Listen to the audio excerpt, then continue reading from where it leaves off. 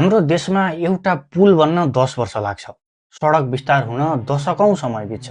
तर तपाईलाई थाहा छ, कहिलेकाहीँ त एउटा विकास आयोजनामा जम्मा 4 वटा रुख काट्नको लागि मात्रै सरकारी फाइल 9 महिनासम्म घुमिरहन्छ।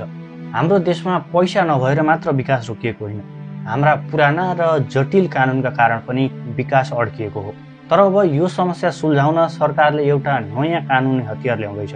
आजको भिडियोमा हामी यो कानुन के हो र यसले कसरी नेपालको विकासलाई रकेटको गति दिन्छ, सरल भाषामा बुझ्नेछौँ। सामान्यतया संसदले बनाएका कानुनहरू सधैँ चलिरहन्छन् जबसम्म त्यसलाई खारेज गरिँदैन। तर सनसेट ल यस्तो फरक हुन्छ, यो कानुन बन्दाखेरि नै यसको म्याद समाप्ति मिति तोकिएको हुन्छ। यो कानुनको एउटै सिद्धान्त छ, काम गरेर देखाऊ नत्र बिदा हो।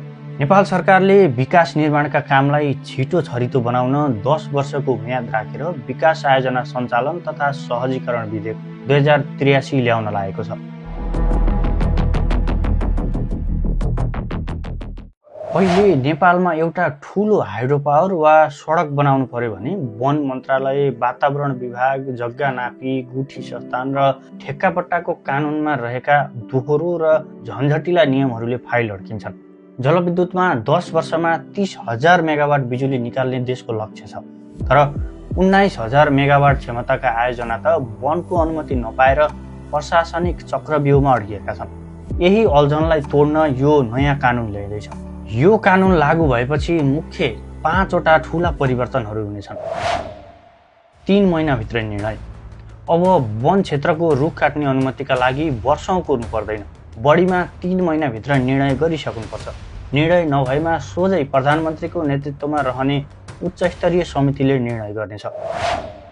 दोहोरो वातावरण परीक्षणको अन्त्य। एउटै आयोजनाका लागि दुई पटक वातावरणीय परीक्षण गर्नुपर्ने झन्झट हट्नेछ। जग्गा र मुआब्जा विवाद।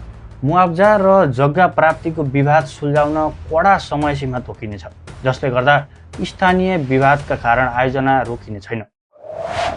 बिजुलीका पोल र पाइप सार्न सजिलो।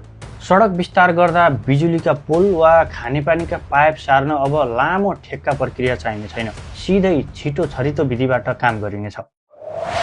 ढुङ्गा र गिटीको सहज प्रयोग।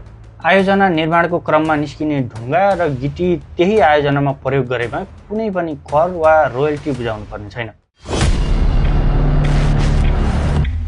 तर हरेक सिक्काका 2 वटा पाटा हुन्छन् भने चाहिँ विकास तीव्र गतिमा गर्ने नाममा हामीले वातावरणलाई पनि बिर्सिनु हुँदैन। हाम्रो संविधानले प्रत्येक नागरिकलाई स्वच्छ वातावरणमा बाँच्न पाउने अधिकार दिएको छ। वन र वातावरणका नियमहरू 10 वर्षका लागि खुकुलो बनाउँदा चुरे क्षेत्र वा निकुञ्जमा जथाभावी उत्खनन भई बाढी पहिरोको जोखिम बढ्न सक्छ। साथै प्रधानमन्त्रीको समितिलाई धेरै शक्ति दिँदा कतै भ्रष्टाचार बढ्ने त होइन भन्ने पनि डर छ। त्यसैले विकास र वातावरण बीच सन्तुलन मिलाउनु एकदमै आवश्यक छ।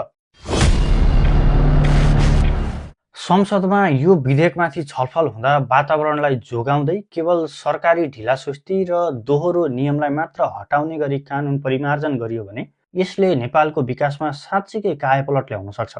म्याद तोकेर आउने यो सनसेट ल नेपालका लागि आर्थिक समृद्धिको नयाँ बिहानी बनोस्। तपाईलाई के लाग्छ? यो कानुन आएपछि हाम्रा सडक र पुलहरू समयमै बन्लान् त?